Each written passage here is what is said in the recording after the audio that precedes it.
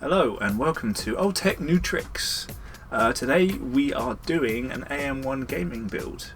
We're going to see if it's worth spending the money on this budget setup or if you should spend money elsewhere or something more substantial possibly.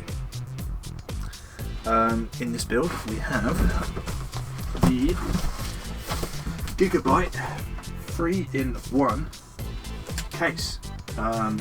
This one has no PSU. Quite a cheap case, £25, including a keyboard and mouse. Definitely on the budget side of things. What we have accompanying it is so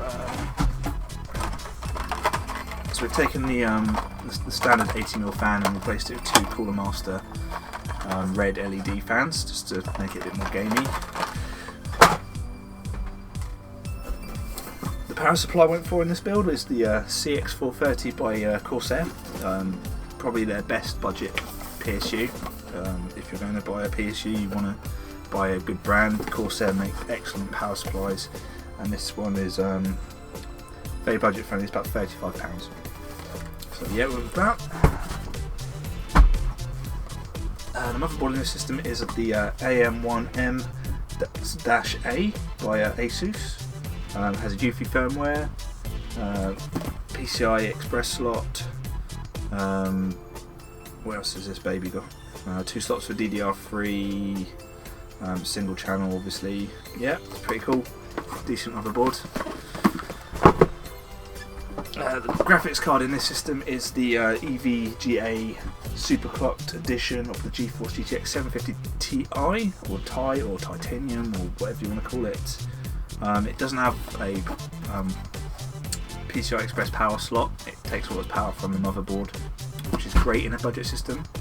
It's quite a powerful card. It's definitely built for 1080 gaming, which brings us onto the CPU, because this may be the weakest part of the system.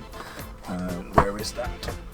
So the CPU, or should I say APU, is the AMD Athlon 5350 quad core, 2 GHz. I've already done the Shedinator build with this APU. It works pretty well in the Shedinator, obviously not gaming, just streaming. So I've captured some gameplay from this gaming PC.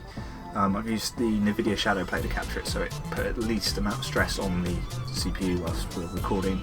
Took about 3 to 4 frames off the frame rate, and affected the 3D Mark score quite a bit actually, to be fair, but that was mostly from the physics test, which isn't going to excel at really, is it? So I built this baby together. Unfortunately I didn't film it because I'm stupid. So let's go watch the benchmarks. Right, so here we are in the 3D Mark Skydive benchmark. It's running pretty smooth actually. I think it's hitting about 50 to 60 frames per second in this demo mode. I don't have time to show the physics mode, but it kind of capped off at about 62 threads, I think. It wasn't very impressive, but you wouldn't expect it to be. Here we are. It's kind of a mixed test. This one, it's hitting 60 frames per second, which is pretty respectable.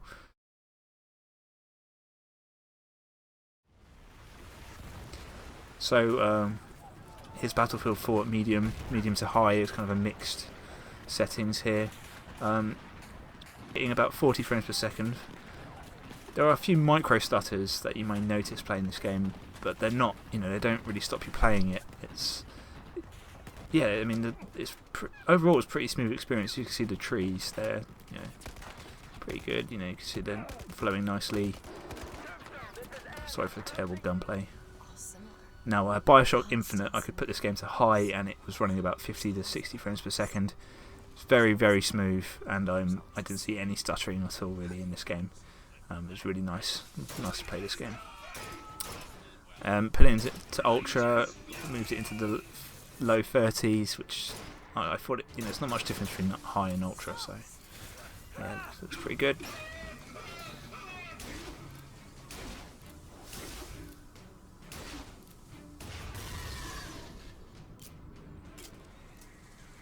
Right, Crisis 3 on medium. Now, this game looks really good on medium, I have to say. Now this game did suffer from some micro stutters, mainly from when there was no action, and then you jump into it. It's, if you shot someone in the head, after doing a bit of stealth, you notice a little stutter. I don't know if that's just the game engine, you know, how it's optimised towards the CPU or not. But overall, it was a very playable experience, and you know, to get this is a very budget-friendly PC. Being able to play a game like this at medium is pretty, you know, I'm quite impressed with it, to be honest. Now, Dead Island Riptide, this was great. This was really smooth. It's about 50 to 60 frames per second. Obviously, it is console port, but you know, who doesn't love smashing zombies' heads in, really? And this game would be, you know, if you like playing this game, this PC would be great for that.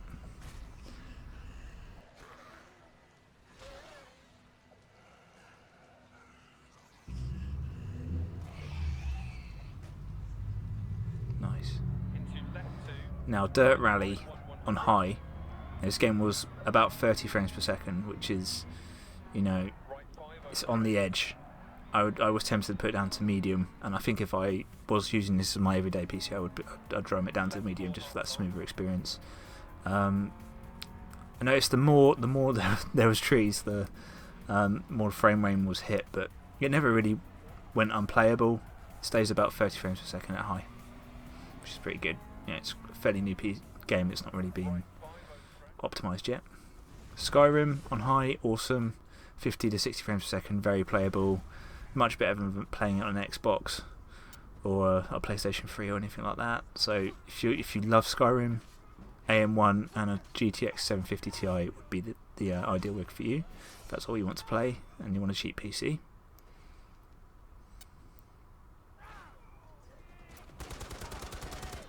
Far Cry 4 had to stick this to medium. It was in the upper 20s at high, and it was stuttering quite a lot. Sticking it to medium, it's roughly hovers around 35 to 40 frames per second. We got in Hovercraft, it was 29 frames per second, so it's getting taxed a bit, but it's playable.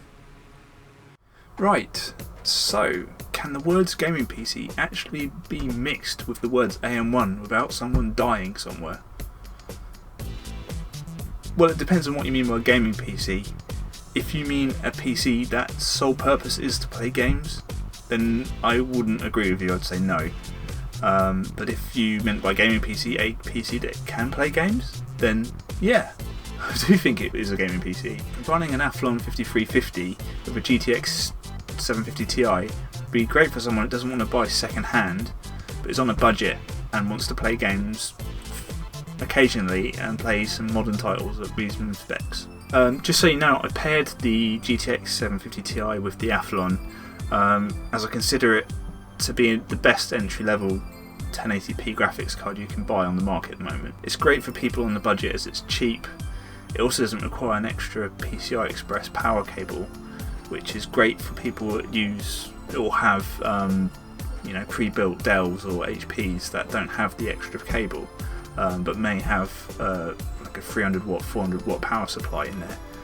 That saves them having to buy a new power supply, and it's a great upgrade.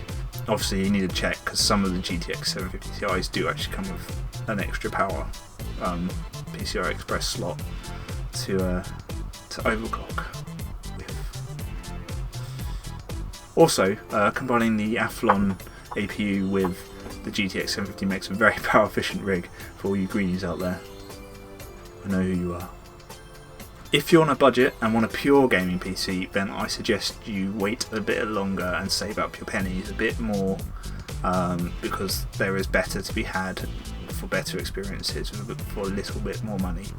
Like I would suggest the Pentium G3258 or the Athlon 870K or 870K or 870K, I don't really know what you want to call it. I would combine that with a GTX 960, or for you AMD guys, a R9 380, which is about the same price, and I think it actually performs a bit better than the 960, but I quite like GeForce experience, so that's why I suggest NVIDIA cards. If you're really on a budget, then maybe a GTX 950. It's not that much slower than a GTX 960, or obviously you could get the GTX 750 Ti if you want to really skimp on the budget. But yeah, it'd be a better experience. But you know, same with that GPU, it's worth it. Anyway, guys, thank you very much for watching this video. If you have any comments, please let me know. Please subscribe and like it if you enjoyed it.